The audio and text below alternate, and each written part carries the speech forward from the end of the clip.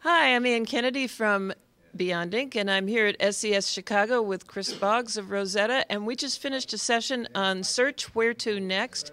One of the big issues we talked about was content, which apparently continues to be king.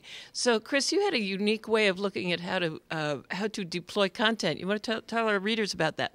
Sure. Well, obviously, you first start with that content should be considered holistically across text, video, images, and so forth. Infographics are great. But in terms of using content off-site, this can be a very actually useful tool in helping to build your brand and your theme and your semantic strength associated with a specific category or vertical. I like to compare it to the way that the Marines are a forward deployed force.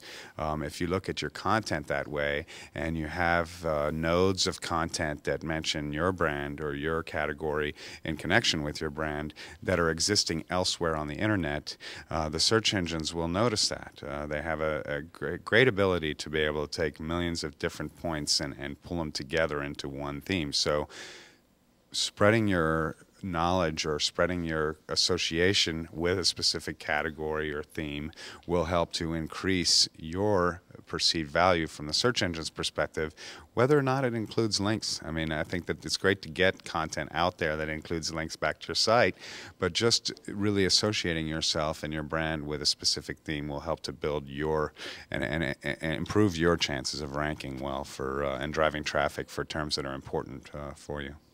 Now, can you just put your content up anywhere? I mean, are there risks or where you want to put your content and how you want to deploy it? Well, I prefer to, instead of taking one piece of content and syndicating it across 10,000 different unique pages across the web, I'd rather take 10,000 unique pieces of content and syndicate them on one page each. Certainly there are some people that advocate that you need to be careful as to where you're putting your content so that it doesn't end up outranking your own brand. That's certainly a consideration. But really, again, I think that occasionally having a piece of your content outranking your brand on another domain may not necessarily be that bad of a thing, because you're still getting the sort of the brand impression and exposure from it. You mentioned links. We talked a lot about social media in that session. Do you think that likes are going to replace links as a way of gaining traffic?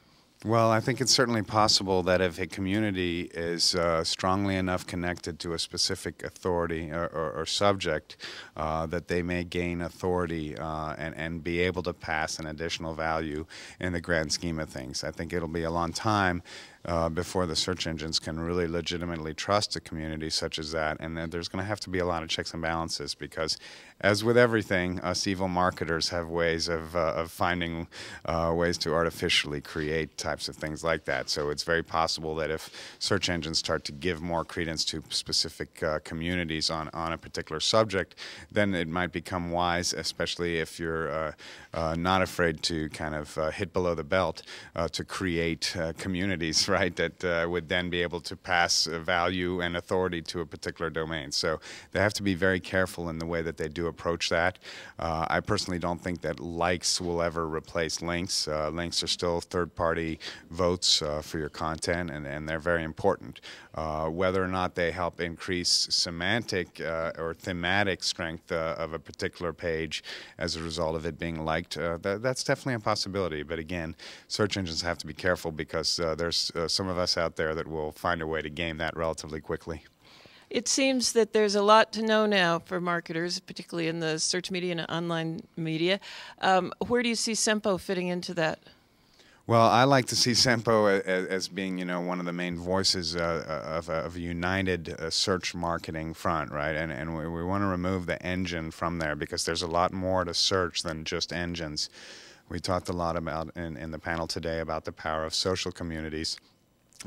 Certainly analytics is a very important piece, and I feel that SEMPO should become more aligned with some of the social media conglomerates that are out there, or entities that are out there, as well as really focusing in on helping answer that question that I think was eloquently stated in the keynote about the desire to provide a real business outcome versus just data that's not important really to a business in terms of their viability. Give a quick pitch as to why everybody should join SEMPO. Well, I think everyone should join SEMPO because it is, an unbiased, ideally, group of search marketers that's all focused on the same cause, which is to help promote search and awareness of analytics and the power and the ROI that search can continue to deliver as one of the most effective targeted marketing mechanisms that exists. For all search marketing professionals. That's right. Yeah. Thank you very much, Chris. It's been great talking to you. This is Ann Kennedy at SES Chicago. Thanks for watching.